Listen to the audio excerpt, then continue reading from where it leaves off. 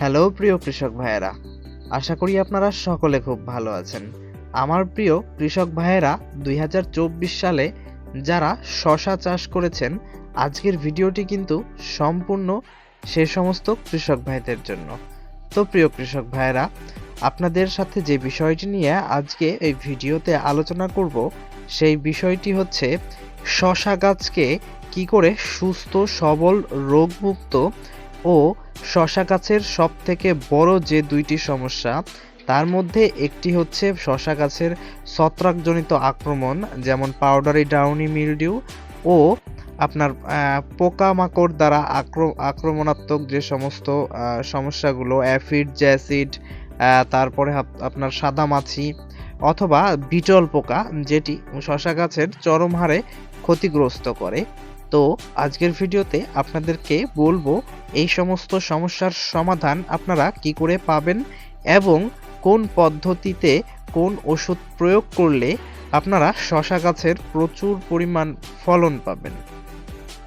তো বন্ধুরা, যেই স্প্রেটি করলে আপনারা রাতারাতি শশা গাছের একটি চমৎকারী পরিবর্তন লক্ষ্য করতে পারবেন, সেটি হচ্ছে আপনারা শশা গাছে বায়ার কোম্পানির যে ইনফিনিটি প্রো রয়েছে, হ্যাঁ বন্ধুরা, বায়ার কোম্পানির ইনফিনিটি প্রো এবং এর সাথে বায়ার কোম্পানিরই যে সলেমন নামক একটি কীটনাশক রয়েছে, এই দুটো ওষুধ কম্বাইন্ড করে আপনারা যদি স্প্রে করেন, তাহলে কিন্তু আপনার শশা গাছের যত রকমের পাতার মধ্যে ছত্রাকজনিত রোগ, যেমন পাউডারি ডাউনি মিলডিউ এবং অন্যান্য ছত্রাক ঘটিত রোগও কিন্তু প্রতিরোধ ক্ষমতা গড়ে তুলবে।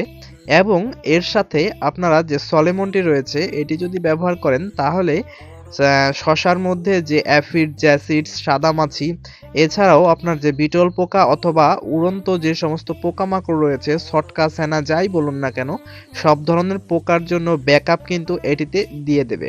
তো আপনারা প্রতি ১৬ লিটার জলে ইনফিনিটি প্রো ৫০ গ্রাম এবং এর সাথে প্রতি ১৬ লিটার জলে আপনার সলেমন ১২ থেকে ১৬ মিলি পর্যন্ত মিশিয়ে স্প্রে করবেন এবং স্প্রেটি যে করবেন সেটি পরন্ত বিকেলবেলা।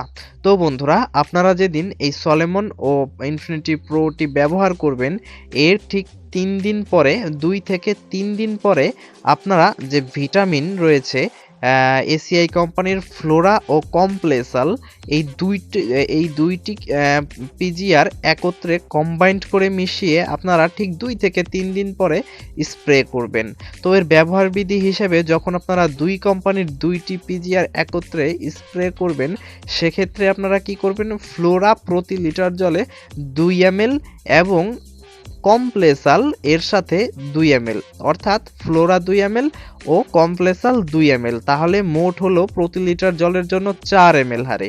তো বন্ধুরা, এভাবে আপনারা ১৬ লিটার জলে দুটো মিলে মোট ৮০ ml ভিটামিন কিন্তু এক ঢপের মধ্যে যাবে।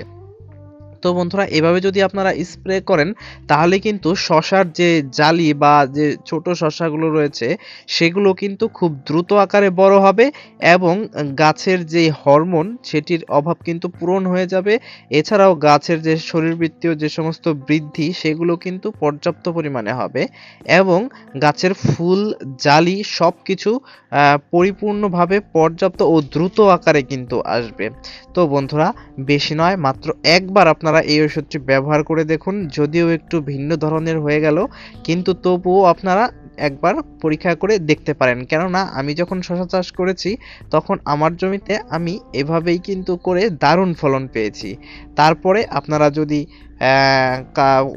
নিকটবর্তী যে সমস্ত কৃষি কর্মকর্তা রয়েছে, তাদের সাথে আলোচনা করে অথবা আপনার নিকটস্থ যে সমস্ত ডিলারগণ বা দোকানদার, ভালো রিটেলার রয়েছে, তাদের সাথে যোগাযোগ করে আপনারা এগুলো ব্যবহার করবেন।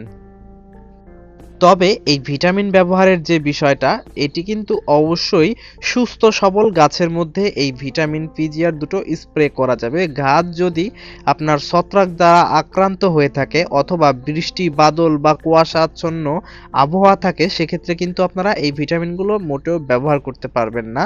তো আপনারা সতর্ক রেখে এই মেডিসিনগুলো ব্যবহার করবেন এবং ব্যবহার করবেন পড়ন্ত বিকেলে, অর্থাৎ যখন রোদের তাপমাত্রাটা কমে যাবে ঠিক তখন ব্যবহার করবেন।